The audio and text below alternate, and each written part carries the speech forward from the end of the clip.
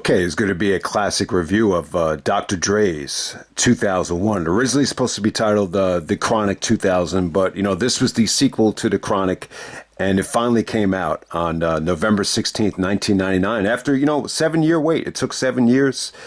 Highly anticipated album, but when you go back to '99, though, I want to start the video like this. I just want to make clear that Dre definitely lost a lot of momentum, and so did Snoop. I think Eminem really helped, drive a little bit of the album sales, but still, I think there was still a lot of anticipation to see what Dre was going to do with the sequel to The Chronic. And it sold better than I thought. Like, I didn't realize it did over 500,000. So that's pretty good. But still, when you go back to the holiday season of 99, and this is why 99 gets so much shit, compared to the rest of the 90s. Like, this holiday season, besides Dre, really, most of these releases flopped. Even though they sold very well, I just think this was, one flop after another, when you look back at this holiday season. So when I look back on it now, I wish I had just bought Dre's album the day it came out, and that's pretty much all you needed. But at the same time, you had so much anticipation with a lot of these albums. And, I just can't believe how many flops that took place this holiday season. And let's be clear, from October until Christmas, this lineup is incredible in terms of star power, in terms of, you got guys that are dead or even guys that are, coming back and trying to have one last big release. It's an incredible lineup. But really, when you look back on it now, all you really needed was, Dre's 2001. That's really the only highlight I would say here in late 1999. So I just want to show you how decorated this was. And October 26th, you got Master P releasing Only God Can Judge Me, which was a mistake. The mistake that Master P made was you don't tell the whole world this is my last rap album a year earlier, and then all of a sudden you just release this and with no explanation. But I get it, though. The basketball thing in the NBA didn't really work out for P. But Only God Can Judge Me was definitely the start of the decline, with No Limit Records. There's no doubt about it. With Lil Wayne actually releases his first album on November 2nd, my brother's birthday. And, I actually liked The Block Is Hot. I thought the production was incredible. I thought Wayne was good here. He's only 16, though. I just think he was very young. There's a lot of room for improvement. But, The Block Is Hot is definitely a fun album. I just won't say it was great. E40 releases Charlie Hustle on November 9th. Huge release for the Bay Area. It didn't get any publicity or attention on November 9th. And then November 16th, bam, we got huge release day. Dre releases 2001. Corrupt releases Streets Is a Mother, which is definitely the most underrated album from the holiday season of 99. The Hoes the Housewife is actually on that album as well, which is actually on 2001 as well. But Corrupt's album was definitely a diamond in the rough here. And then Raekwon releases Immobilarity on November 16th. The highly anticipated, a 4-year wait since Only Built for Cuban Links. I gotta say, Immobilarity, it's not bad. It's definitely not bad. I know a lot of people would defend the album. I'm just saying, compared to Only Built for Cuban Links, it's disappointing as hell. No Ghostface, no RZA production. If you were expecting, anything like Cuban Links, I don't see how you could say that it wasn't disappointing. So, and then November 23rd, Nas releases Nostradamus. Still arguably, Nas's worst album. I just think, it's got some good songs on it, but still, like, there's some songs from Nas, like, you always say to yourself, like, what was going on there? What was he thinking? It was definitely rushed. Obviously, most of the great stuff got bootlegged for the original double album. And by the way, did that ever get released? I thought that was supposed to get a vinyl release. The original double I Am, the autobiography, was supposed to get a vinyl release. I don't know if it ever came out. But yeah, you could see the original track list and kind of put it together in your library, which is what I've done.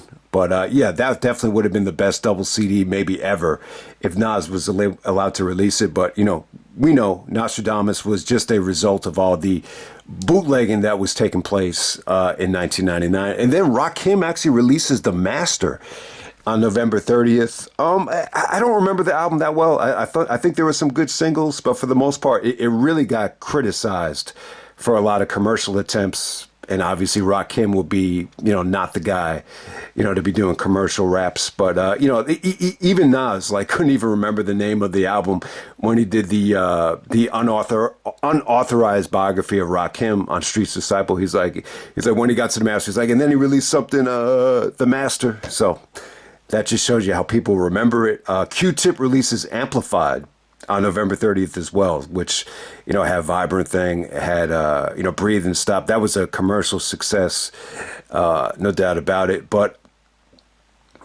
I just think a lot of like hardcore Tribe Called Quest fans, I don't think they really enjoyed this Q-Tip solo run. But congratulations to Q-Tip, Tribe Called Quest in the Rock and Roll Hall of Fame. I think some people feel indifferent about it, but it is what it is. Funkmaster Flex and Big Cap released The Tunnel on December 7th, which was really over promoted. It wasn't a bad album. It's just, a lot of the best stuff on that album is just, featuring freestyles. But hey, man, there was definitely some good stuff there. The Eminem song is the highlight. There's actually a Hot Boy song with Juvenile and Lil Wayne, which is kind of like, an East Coast version of what the Hot Boys could sound like. So it definitely had some good moments. I actually enjoyed that album, but still, it's a compilation, so I don't want to overrate it. Biggie releases Born Again, or Puffy releases Born Again on December 7th. I didn't even buy this. I don't know what it was. I was never compelled to buy it. And I think when you listen to it now, this just comes off as another attempt for, Diddy to cash in on Biggie's success. Everything here just was recycled. If you're a hardcore Biggie fan, you didn't really get to hear anything new here. It was definitely overproduced, too many features. I just don't think, there was a lot left over, for Puffy to cash in on. And, he just went to extreme lengths just to try to make this different. I just don't think it really worked, though. You definitely had some highlights. The highlight would actually be, Dead Wrong, featuring Eminem. That was a dope collaboration, but a lot of it, I just don't think a lot of it has aged well for people. This Born Again release from Biggie. Juvenile's G Code.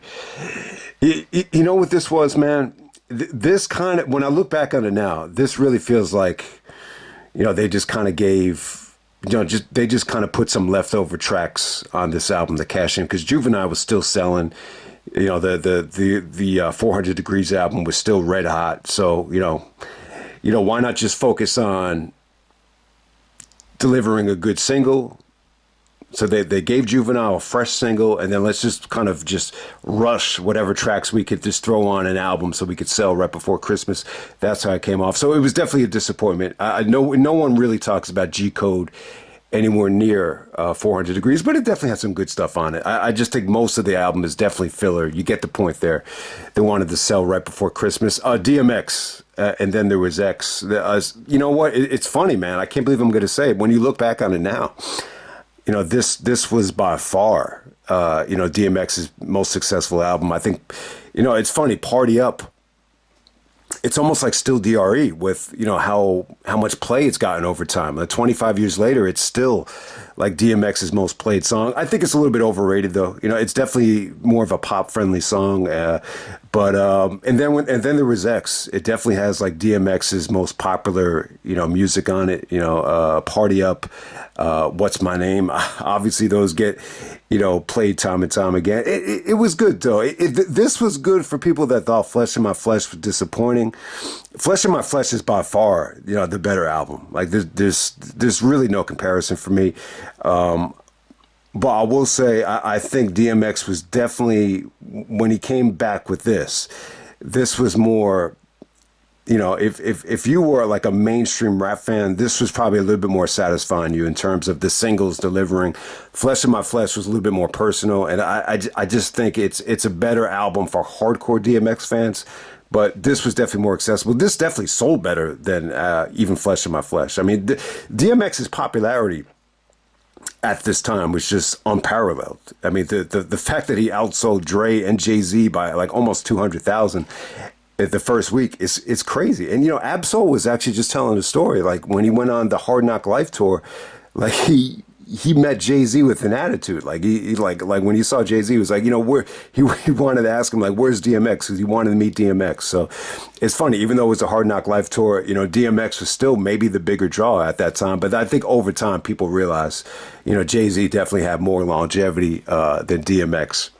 Goody Mob releases World Party. You almost forget about that album. I don't even remember it.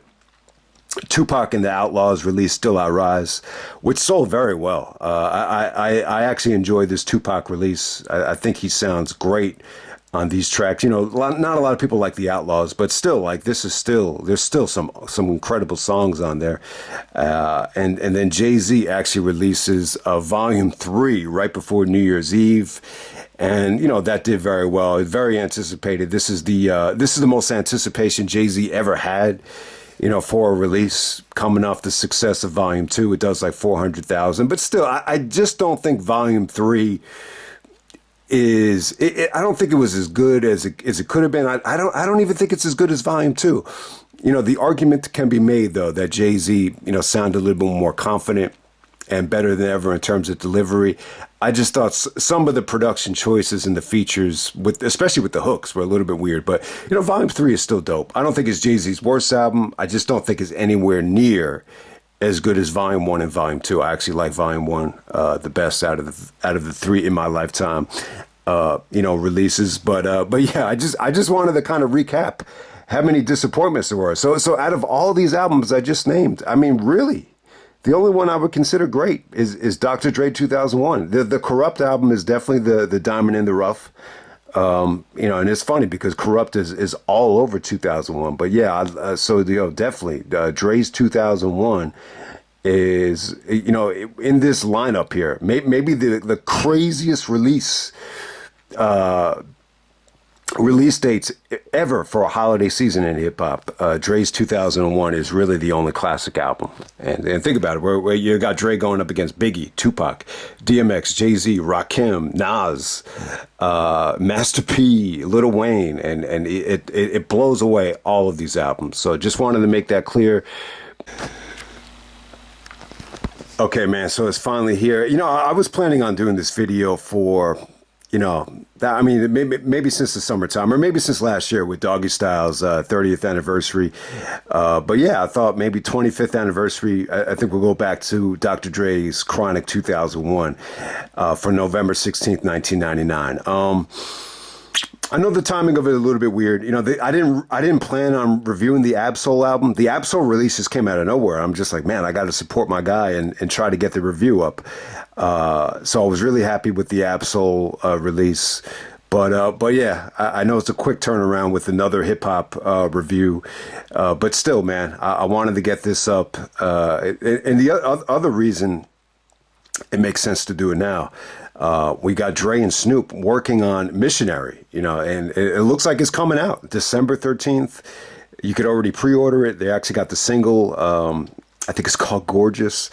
So we'll see what happens. I think there's a little bit of hesitancy that it's going to sound a little bit overproduced like Compton, but I like Compton though. I thought Compton was dope in terms of the mixing, in terms of, the features, but I think the fear that people are going to have with Missionary is definitely the features, and definitely, maybe it's going to sound, a little bit too different from, an album like this with the G-Funk, the gangster funk, and a total, switch in, the way that it sounds. But we'll see what happens. I mean, we've been waiting for this for 30 years. I mean, you've seen Dre, work with Snoop sporadically on certain albums, whether it be Top Dog, Last Meal, even Blue Carpet Treatment. They did a couple songs together.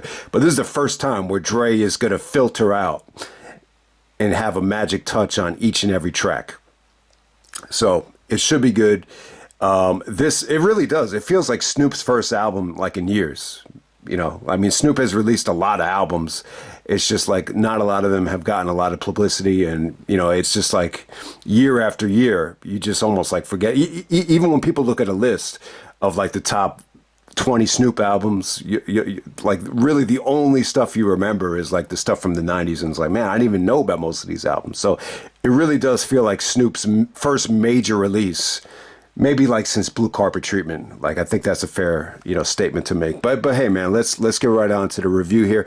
So with Dr. Dre 2001, man, it's funny, man. I was really surprised, after a couple years settled in, how many people would actually say that they enjoyed this more than The Chronic? Now, I'm actually going to say it's not better than The Chronic. I think The Chronic is the better album, not by a lot, but to me, like it's definitely better in terms of I think beats, subject matter. I think The Chronic did a lot more for everybody that was involved than this album did. And the funny thing about this one, with 2001, I think it benefited Dre, Eminem, and Snoop. Like it gave their careers, it shot them up to the next level. Exhibit too. Exhibit really rode off the success of this with his next album, which Dre executively produced. The Restless LP. But man, there's so many artists here that you almost forget about. And at the top of the list, it'd be Hitman. Hitman is on almost every single track here, and he really didn't get a chance, to ride off of the success of this album. And, I remember an interview, they asked him about it, and he just said, the problem was, Dre didn't get a chance to work on my album because he was so in demand after 2001 that he's just working with everybody from, Mary J. Blige, to Eve, to obviously Eminem and the Marshall Mathers LP. So it's funny, really, Eminem was hot going into this thing, but man, he was like a fucking ball of fire coming out of this thing. I mean, Marshall Mathers LP was going to sell no matter what, but did you really know it was going to sell like to that level, like 1.7 million in the first week? And that's what this album did. It got you, it made everybody appreciate how good Eminem was. And at the time, man, when Slim Shady came out, I thought he was more of like a comedy rapper, like a Beavis and Butthead type of dude. But this, like, if he's going on Dre's album, writing for him and, delivering the way he's delivering over Dre beats, it kind of set up Marshall Mathers like it was going to be. It kind of gave it like a Doggy Style level of anticipation. And it helped Snoop out as well. Snoop really, was hurting at this time. I think, Dogfather flopped. The No Limit release, it sold very, very well. But after two disappointments in a row, Snoop had a tough time, especially Top Dog. Even though he went out to the West Coast, even though he got Dre's help, initially the album didn't sell very well. It only sold like 185,000 copies. It sold, almost 400,000 less in the first week than the previous releases. So, Snoop definitely took a hit, and he definitely needed Dre to kind of resurrect him. And, and he knew it too. He knew the No Limit stuff was a little bit temporary. It was almost like him going to the Indies or kind of going to the South just to kind of connect with them, just to kind of rebuild the brand back up because, Death Row was just falling apart. But yeah, I think more than anything, it definitely, it elevated Snoop and Eminem to almost godlike levels. I think here, and they're not even like on, the majority of the tracks here. If you look at Snoop's role on The Chronic, it's so much more, involved than this. But for some strange reason, like this was just as effective. And even though Hitman basically takes on the Snoop role from The Chronic, it really doesn't do anything for Hitman's career. I don't think you ever heard of Hitman again after this. And there's a lot of other rappers that put in some good showings here that you never really got to hear from again. Even the female Miss Rock, who's in a couple of tracks here, you never really heard from her. 6'2", who stole the show on Explosive with that second verse. You did not get to hear a lot from him either. I thought he was dope. So, but I will say this about the album, man. I think what this has over The Chronic is, like, if I was going to have a party or a basketball tournament or a barbecue, like, you rather play this than The Chronic. There's some raunchy lyrics. There's really some like sexual skits and sexual tracks, especially Explosive, which, it's a shame. That's such an amazing beat, but you can't really play that in front of people. I will say this. I think at a party, this definitely has better singles in terms of that are more accessible. You have more fun with this album. It's definitely more of a party album. I think The Chronic is a little bit more darker. You're coming off of the LA riots. Dre's a little bit immature there, especially with the Eazy-E stuff. And you know, I could totally understand it if Dre feels uncomfortable, you know, listening to the Chronic back, because I just don't feel like he's that guy anymore. I think at the time, his focus was just to get money, and it was all about the money at the time. Like even Suge Knight, like, you know, it was strictly a business deal. You just use Suge, you know, to get out of this deal with Ruthless and Easy. And, you know, really, he just had a chip on his shoulder about, you know, getting screwed over, and it was all about the money. And he kind of came off like he was a prick during the Chronic days. And I just feel like what this album has over the Chronic in terms of Dre is just maturity. You know, he's very reflective, and you know, it just has a totally different perspective on, you know, guys like Eazy-E, guys he used to work with. And yeah, it's just it's a sign of Dre just coming into more of a mature phase, but at the same time, kind of you know, learning from the mistakes that he did on the Aftermath release. So, you know, when Dogfather came out, you know, Dre, you know, obviously broke away from Death Row, and you know, the Aftermath album was, you know, kind of a flop. You know, I mean, it pretty much flopped just as hard as the Dogfather. You know, Been There, Done That, you know, got a lot of play on MTV. And I thought that was a good song. I thought it was a good track.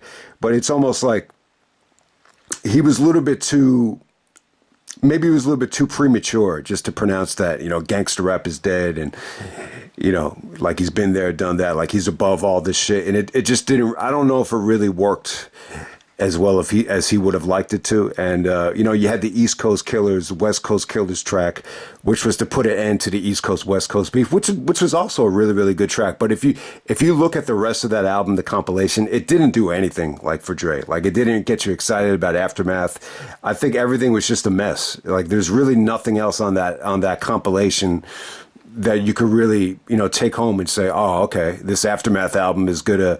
This Aftermath label is good.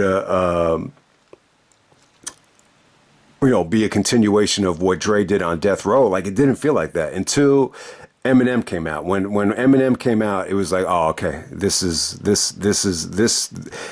to be it. But you really didn't feel that until you got to 2001, which is really Dre just, you know, returning. And, you know, proving everybody wrong. Like he proved how good he was here in terms of the production, in terms of the way it sounds, in terms of the delivery. I think Dre proved everybody wrong that just thought that, you know, his best days were behind him, that he wasn't really that great of a producer, and that he needed help. But still, at the end of the day, Dre is filtering and having a final say on each and every track. And you got some of the best beats, some of the best production, you know, maybe ever here. I mean, the singles are incredible. Let's just start with Still DRE. When Still DRE came out, obviously I was very happy with it. Snoop is on the hook. You got the piano keys. The beat is just incredible. I just remember people on the basketball team just loved this track. And, you know, it's really like all they wanted to warm up to was Still DRE. So I think that came off great. But, you know, the funny thing is when Still DRE came out, I would say that it kind of paled in comparison to what Forgot About Dre did. Like, if you were to ask me, I think Forgot About Dre with Eminem was a little bit more successful in terms of popularity, in terms of MTV playing it. And then I think Next Episode with Snoop, it kind of eclipsed both of them. It really did feel like at the end of the day, Next Episode was probably the biggest hit on the album, just from like the first year.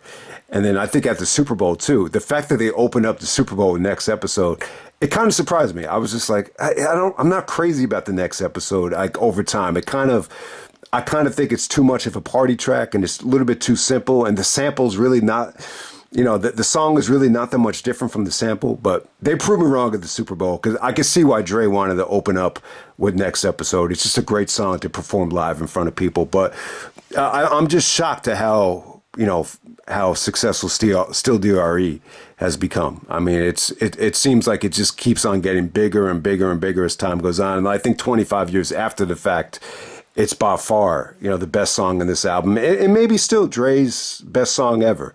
In terms of the beats, the piano, you know, Scott Storch actually does the piano here with the keys and the percussion, and you got Melman, you got Dre with the drum program in there. I mean, the beat is just incredible. I think Training Day actually took the song to another level.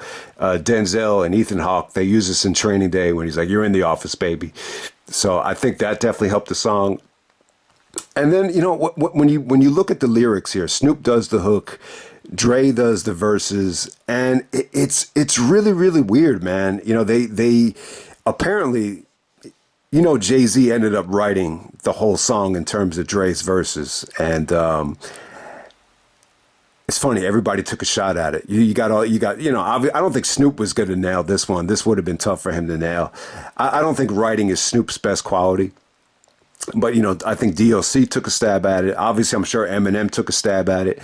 But yeah, Snoop was just saying that nobody could get this right. Like Dre he just wasn't happy with what they were coming up with. Like, and I think Jimmy Iovine heard the beat and he's like, "This is it. This is the one you got to nail. This is the single." And it took Jay-Z coming in from, I guess, the Hard Knock Life tour to come in, and it only took him 24 hours, and he wrote the whole song. To me, this really boosts Jay-Z's legacy for me. Like the fact that they needed him to write this song, and you could tell it's him too. And I wish there was a version of Jay-Z rapping over it, because you could hear Jay-Z all over this song. And this is the value of, keeping your ear to the East Coast and West Coast. And it's funny, the guy that said too much West Coast dick licking is the one that actually was able to kind of nail it and write the song. But just the way Jay-Z, wrote, people say Dre fell off. How? My last album was The Chronic. I could definitely see Jay-Z, saying that. But, it's a credit to him, the fact that he was able to, you could tell he kept his ear to the West Coast too. That's the result of being a fan. Before you become a rapper, it definitely pays off there. And he even tributed Daz's hook, which Daz actually tried to sue them over. Like, if you ain't up on things, which was from Doggy Style, Daz actually delivered that, and Jay-Z wrote that into the verses too. So Jay-Z is all over this song. I mean, you could definitely hear his influence. The fact that he's able to kind of write about West Coast stuff as a New York rapper, it just shows you how great he was. And I think Dre's delivery was great. I actually do enjoy Dre as a rapper, but he's not gonna, he's so smart that he knows that whatever he's gonna write, it's not gonna sound as good as having a professional come in and just nail it. But back to Jay-Z though, I will say, like, if you want to find, I think, one Jay-Z song that sounds like this version of Jay-Z's writing, I think you got to go to the Blueprint. Track number 6, I think, is called "You Don't Know," which is, a little bit of Hard Knock Life inspired by, the hook there. But just the way Jay-Z is rhyming, like, I could sell water to a whale, like, very braggadocious. And I mean, initially, I think he wrote about, like, money and cars. There's one kind of weird line about, driving fancy cars at the end of it, but I think Dre told him, make it a little bit more West Coast driven, and make it a little bit more about how I still have it. I'm still the same guy. How did I fall off if my last album was The Chronic?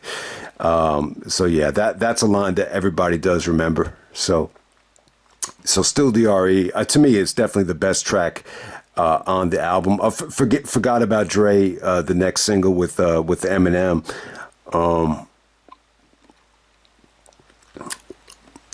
I think it's an incredible track. This definitely, I think it helped Eminem more than anybody. Eminem was just on fire here, with the verse and actually with the hook. I don't know if the hook was originally intended for Eminem, but Dre did a good job with the verses as well.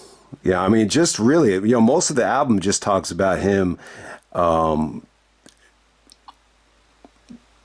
just returning, to form here, and getting the label off the ground. I think there was, like, a lot of criticism at the time, like, how come this is taking forever, to come out? I mean, you've been away from Death Row, and we're going into the new millennium, and it's just kind of reminding everybody, how good he is. My favorite line from Dre on this song is, "What? Because I've been in the lab with a pen and a pad, trying to get this damn label off. I ain't having that. This is the millennium of aftermath, and fuck that. There ain't gonna be nothing after that." So, just kind of proving the point that this is aftermath. there's no more Death Row, and this is my label, and there's not going to be any more jumping ship. So definitely a great track. Eminem was on fire there. I still think this is like one of Eminem's best verses ever. The next episode, man, you almost forget that next episode was a track on Doggy Style that was actually cut from it. There's actually certain pressings of Doggy Style that actually have the next episode as a bonus track, I believe. I don't think I've ever heard it. I'm sure it's on YouTube in like some crappy quality, but this version of next episode, it's very similar to what they sampled here. I don't even remember the name of the track that they sampled, but it's very much identical. When I first heard the track, I just loved the intro, and I think Forgot About Dre, the way it flows into the next episode. It's like the most flawless transition on the album. But yeah, I mean, it's more of a party song. It's a fun song. It's a fun sample. The intro is incredible. I think Nate Dogg on the hook is great. Corrupt plays his role as like more of a hype man. Snoop's verse it's nothing special in terms of the writing, but you could tell the difference between Snoop here and Snoop with No Limit. This is just very well structured. The delivery is great. The timing is great. It doesn't overstay its welcome. It just, you get Snoop in and get him out. He sets a nice little tone to this. And we're off to the races. And Dre gives, very much a sexual, verse. And it's very party driven. It's very, it's just something you can have a lot of fun to. I do think the song got a little bit played out over time. I don't think it's aged as well as the other singles from the album. But hey, what do I know, man? They opened this up at the Super Bowl for a reason. So it's pretty much stood the test of time, 25 years later. All right, what's the difference, man? I don't think this was ever released as a single. I could be wrong about that, but it's really, really funny, man. It's hard to compare it, to Death Row. And I still say, like, I wish there was a way for Dre to stay on Death Row, for Tupac to be able to live, Snoop to get off his murder case. You always say to yourself, with that trio right there, with Dre, Snoop, and Tupac, I mean, it doesn't get any better than that. But this would be like almost the closest thing. I mean, you not all of these guys were signed to Aftermath. Snoop is on No Limit. He never really was signed to Aftermath. Exhibit was still on Loud at the time, but still, like, this Up in Smoke, when you put Ice Cube on the tour with Eminem, Exhibit, Dre, and Snoop, it's such an awesome collection of talent. I mean, it really was the answer to the Hard Knock Life tour in the summer of 2000. But this What's the Difference joint is just great. Dre's verse in the beginning of this thing, it's a little bit more direct. He's really going at certain rappers. He's talking about, missing Eazy-E. He has the famous line was, everybody wants to know who I'm still cool with, how close me and Snoop is, which Kendrick actually paid homage to on the Absol track on Control System. The truth is, they want to know how close me, Dre, and Snoop is. So that's become a classic line over time. Telling Eazy-E that he misses him. Ice Cube in the opening line, kind of reminiscent about the NWA days. But he's really going at somebody here. I always thought it was MC Ren. I really thought it was that. He's telling him, move units, then talk shit, and we can do this. Until then, I ain't even speaking your name. Just keep my name out of your mouth, and we can keep it the same. It ain't that I'm too damn big to listen to the rumors. It's just that I'm too damn big to pay attention to them. That's the difference. Could be about DJ Quick. I'm not sure. I think Quick and Dre have always had a little bit of a history over who is the better producer, but you get the point. I think Dre had a great verse here, and it's very personal as well. So you almost get the feeling like he came up with an outline of what he wanted in the writing here, and they just helped him structure it. So in Exhibit, it's really kind of reminds you of Mike Tyson here. Just delivers an incredible verse. Most important verse, I think, of Exhibit's career. Never knew about the next level until Dre did it. I smashed the critics like an overhand right from Riddick. It's an incredible verse from Exhibit. Really, Dre always thought Exhibit needed, that extra step to put him over the hump. And that's what he did with this verse, which gave him a lot of momentum heading into Restless. Yeah, you forget about it. Restless was, double platinum. And then Eminem's verse is just crazy. You know, it's a crazy verse. Eminem is just on fire here. I actually think this might be the better verse here, man. It's really cool. Basically saying that he's got Dre's back no matter what. This is the Chronic 2. So that's for trying to talk like the Chronic was lost product, and they talk about Kim and possibly killing Kim, the woman that Eminem's had an on and off relationship about. But yeah, very cinematic verse from Eminem. This the beat, the way the beat changes during the hook, you just never heard anything like it, man. The drums here are incredible. The horns are incredible. So that's what's the difference. Definitely the highlight of the album in terms of the non-singles, but man, Explosive, I gotta say, man, Explosive was an incredible track here. So there's actually a version of this with Dr. Dre. I think it was, the original title was something about pimping, with Nate Dogg on the hook, and Dre actually would do the verse. I guess Dre just wasn't happy with how he sounded here, so they have Corrupt do the first verse, Nate Dogg does the hook, and then 6'2" does the second verse. Very sexual verses here, especially with 6'2". I always thought he was talking about, like, I want your pussy when I nut. Actually, he says, I'm out of your pussy when I nut. So you get all these different, sexual lines here with Corrupt. Corrupt is just very vulgar. Yeah, the way Corrupt is delivering, the sexual lines here, it's tough to play this around people. But hey, Dre was going for more of I think he just wanted this to be X-rated, in your face, controversial. The beat is really dope, though. I mean, the beat is the highlight of this thing. I wish that there was, more guys that could have rapped over this. Sometimes great beats are tough to rap over. I think, but still DRE, that might be proof in the pudding as to why Jay-Z had to get involved. But the beat is incredible. Kanye even talked about this on College Dropout at the last track, about how he bit Explosive for This Can't Be Life with Jay-Z. And he said, if you listen to the drums, it's a direct bite, in terms of how it went. But God, the beat is just so friggin' explosive. It's just so sexy. It's just something about it.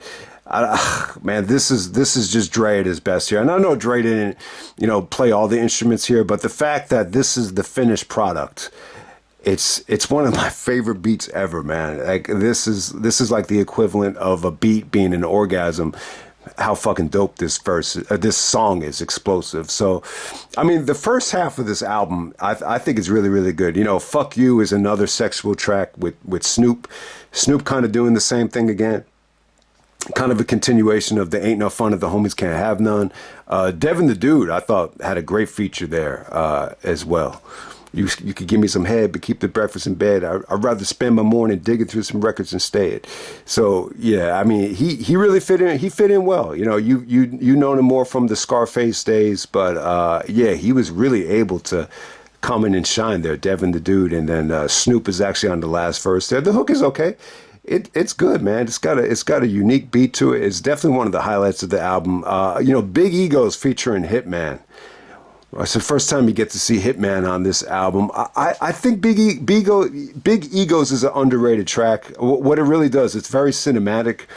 I think Dre wanted to give the album, a very cinematic feel with the skits. But even in this track too, like you feel like you're kind of in a helicopter, just kind of looking down at LA at the beginning of this track.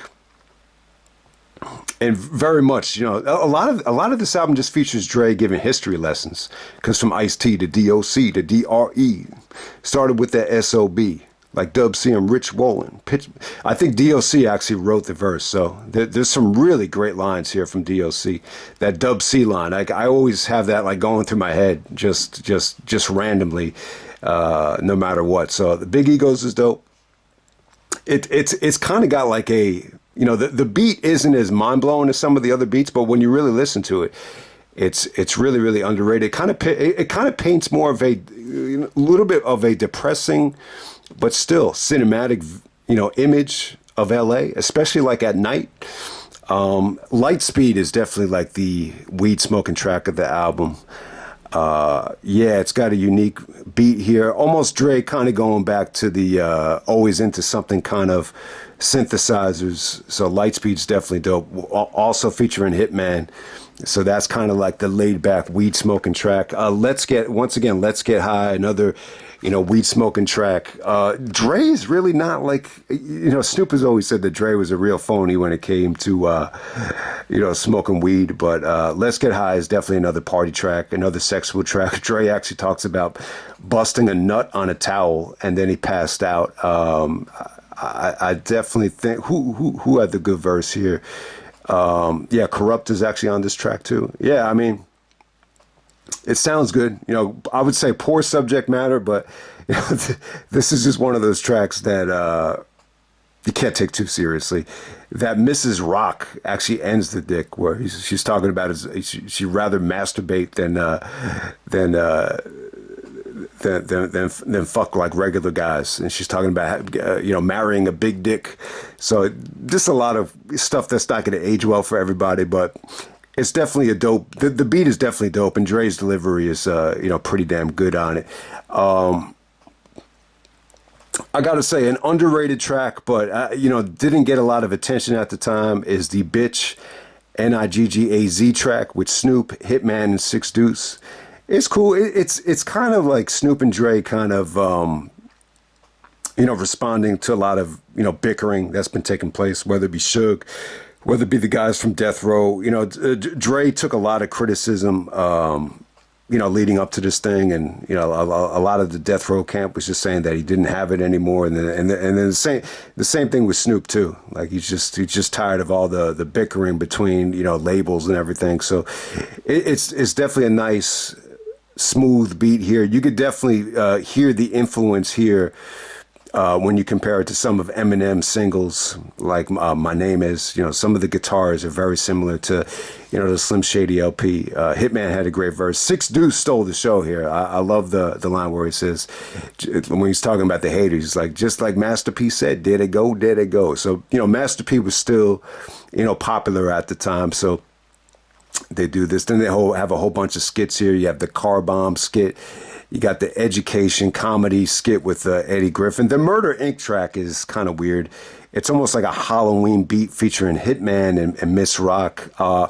Never was crazy about it. I think when you examine the lyrics from Hitman, they're pretty layered in terms of the slang and the different termination you could have for guns and for police investigations. There's some cool stuff in terms of the lyrics, but I never really just got the point of this. This is kind of, and I know on the Chronic, Dre had a lot of, tracks where he's not even featured on, like High Powered and, Lyrical Gangbang. So I think Dre just kind of wanted to just do, more of like a horror, sounding track. I gotta say, so when you look back at Dr. Dre 2001, I think the most underrated track on the album that doesn't get a lot of attention is Some LA, Brothers, Some LA Niggaz. This is featuring Hitman.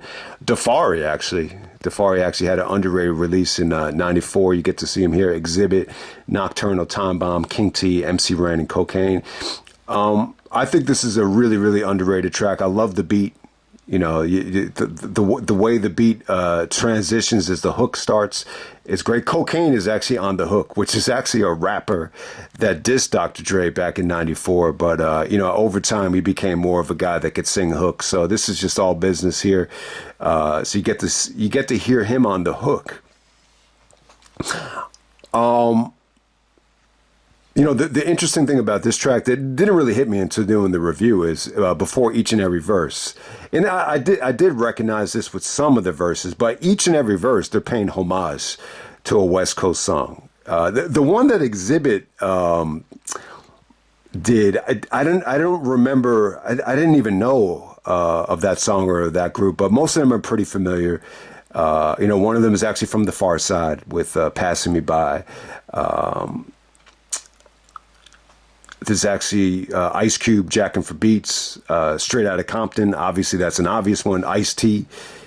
There's an Ice-T reference with, 5 in the morning knocking at my door. That's an Ice-T reference, but yeah, every single verse, bigs up a West Coast, classic track. So, but yeah, I definitely think this is good. I think you had a dope beat. I think the important thing about this track is, I think this was the type of track that was missing from the Aftermath compilation album. I think Dre needed a track like a posse cut that was really effective.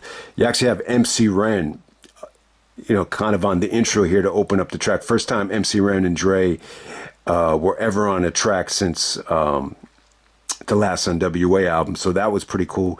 Another awesome performance from Exhibit. Hitman once again with another great verse. Dafari is kind of like the forgotten legend out of this crew. Nocturnal's in a couple of songs here. But you know who really stole the show for me? And this dude was featured a lot on the Aftermath album, was King T. He's like, I'm coming straight out of Compton with a Brooks banner. Dr. Dre twisting with the licks. It hit, boom, I'll hit you like a true macadelic. Weed and cocaine so separate. Check it, sundown to sun up. It's time to run up. The Aftermath will leave 2 in your gut. I think his delivery was great in that verse. I always find myself repeating that verse from King T. So I mean, I don't know who stole the show here. I just think it's a dope posse cut. I mean, it really is. This is a nice little West Coast LA track right there. All right, so we're going back to Pause for Porno, featuring a porn star named Jake Steed. All right, so Dre actually had a sexual track on his album called The Doctor's Office, where he's actually having sex. So this time you bring in a porn star named Jake Steed. I have heard of Jake Steed. He wasn't as, I think, popular as some of the other guys that have made a name for themselves. But, a lot of it just had to do with, the way the adult industry was back then. Like, he wasn't going to work with someone like Jenna Jameson or anything like that. But hey, man, obviously Dre had a desire just to make this a little bit more cinematic and, do a porn thing there. But yeah, I think Jake Steed was probably not the most famous, black porn star at that time, but he was definitely a name. I do remember an article in The Source where he was actually talking about how, male performers make nothing at that time. He was just saying that it's like almost like poverty level. I think what you can learn from that is the way the industry worked back then. I think it was a little bit different. I think, the performers have kind of proved to us over the years that the only way to really make a lot of money is to get like a contract. Like if, any of those major studios where you constantly see the guy over and over again, obviously they signed him to like a $250,000 contract for a year, something like that. But at the time, you get to see Jake Steed here. And it was just I think a weird time for that industry too. I think what was bad about it, I mean, maybe you had like better star power back then, but it wasn't like the best of the best, at least from like the black side of it, was able to work with the biggest stars, because I just think there was like a lot of racism in the industry at that time. But hey, Dre, I think a lot of the rappers, whether it be like Outkast, Big Boy, and even Dre, obviously I think that there was a lot of like fandom of I think maybe black on black porn back then, and you kind of lead transitionless, the nice little transition into Ho's a Housewife featuring Corrupt and Hitman. Hitman was great. This is my favorite Hitman verse of the whole album. Name a sexual disease. She got it like Sam Goody. Man, I can't believe that bitch hit me off with chlamydia. Man, I pity you. That's definitely a dope line right there. But yeah, if so, Housewife is interesting. So it's featuring Corrupt. Corrupt does the hook. Yes, someone in class got a kick out of it when I was singing this hook. You can't make a whole housewife. Yeah, Corrupt does the hook here. Dre had a really interesting line. All up in them panties, a bitch speaking Spanish, I manish. I've always thought that was a weird line from Dre. But what's interesting about this version of Housewife is when you listen to Corrupt's album, the hook, it doesn't have like those Dre synthesizers. So Dre really kind of tweaked this extra for his album, Just want to make that point. But Corrupt's verse is definitely great. You know, every time I see Almond Joy, I think of Corrupt's verse. He goes like, "Oh, Lou Almond Joy, I sure enjoy. If you blew my balls right through my drawers, come back at the mansion, chill at the spot." From the way she be doing, I know she does it a lot. I mean, so it's a fun track. You can't make a whole housewife. All right. So next up, you have Act Right featuring Hitman. So Hitman just by himself, really the only track of the album where Hitman is by himself. I think it's underrated. I think it's good. You can hear Dre on the hook. I think Hitman delivered for each and every verse here. Even in the hook, you had some really electric sounds here. I think a good beat. I think a very underrated track, almost like a forgotten track. This track doesn't get talked about enough. And Hitman definitely has some great lines. The Summer League line, yeah. "I'm Hitman. I'm very interested in having you on my Summer League team." That's really the only one of the only lines that sticks out there. But yeah, when you sit back and analyze the lyrics here from Hitman, you'll just I think he was good. I think he really had good slang, had good terminology. Actually representing Bronson. He keeps talking about how he wants to put Bronson on the map, which is a city you never really hear a lot about, from California. And then we have Bang Bang with Nocturnal and Hickman. So I don't think this was ever officially released as a single. Eminem is actually credited here as a writer. I'll talk a little bit more about Eminem's ghostwriting here and behind the scenes things. I forgot to talk about The Watcher, which Eminem wrote. But Bang Bang, it definitely had a little bit of commercial appeal, man. It actually did. You know, I remember some of the girls at school were singing the hook. It definitely had like a catchy female, hook here, which is funny because it's a very violent track talking about gangbanging and, Dre kind of showing maturity. He's sick of all the gangbanging and how everybody wants to play Rama with the ammo. It makes him want to get into family mode. So I thought Dre had a good verse here. And yeah, I mean, it's definitely a dope track, man. It definitely has a nice little bass line to it. Definitely maybe the most underrated beat on the album as well. And then the outro actually features The Message featuring Mary J. Blige. This is actually produced by Lord Finesse. So it definitely doesn't have that Dre quality sound. You could definitely tell like something is missing from the production compared to everything else. But yeah, it's really just Dre, showing maturity and just him paying tribute to his brother, who passed away. And it's really good. It's really heartfelt. You would have never gotten this version of Dre on The Chronic. So that's what I like. That's what separates, I think, 2001 from The Chronic. It's just Dre kind of looking at things from an older perspective. You could just tell 7 years that was well spent. He's, and he just kind of reminisces and reflects on, what it could have been and, why God brought them together and connected them just to bring them apart. I mean, there was some really good writing here. But yeah, man. I would definitely say, the track that I chose to use for the 1999 countdown ended up being The Watcher. The Watcher was, really not that overproduced. I really enjoyed it. I think it had a nice little boom bap effective beat. It wasn't as overproduced as some of the other tracks in here, but I think Dre's lyrics were great. It definitely makes sense that Eminem wrote this thing, because I know Dre is not the biggest Tupac fan in the world, but Eminem is. Dre had a line about Tupac. He's like, "I ain't a thug. How much Tupac in you got? I ain't no bitch neither. It's either my life or your life, and I ain't leaving. I like breathing."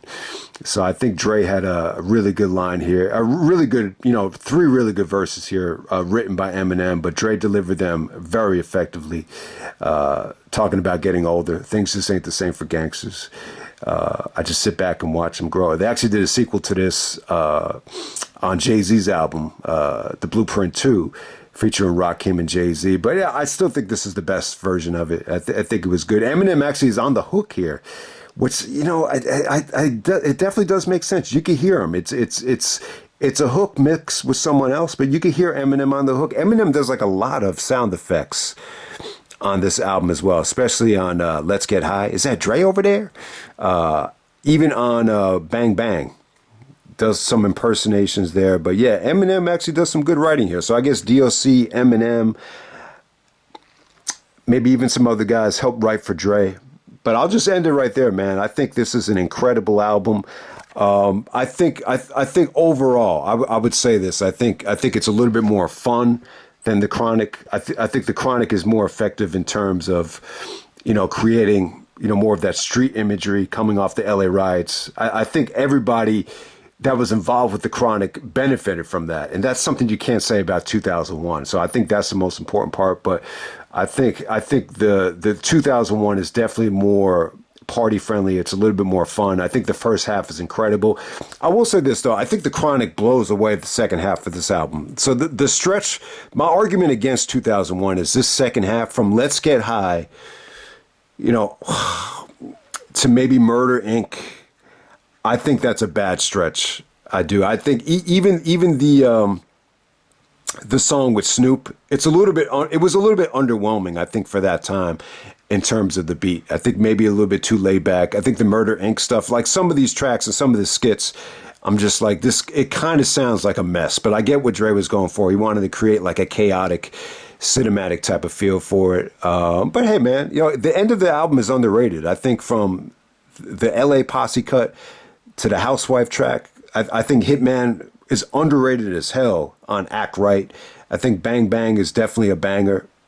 And, the message, it features Dre at his best in terms of, maturity.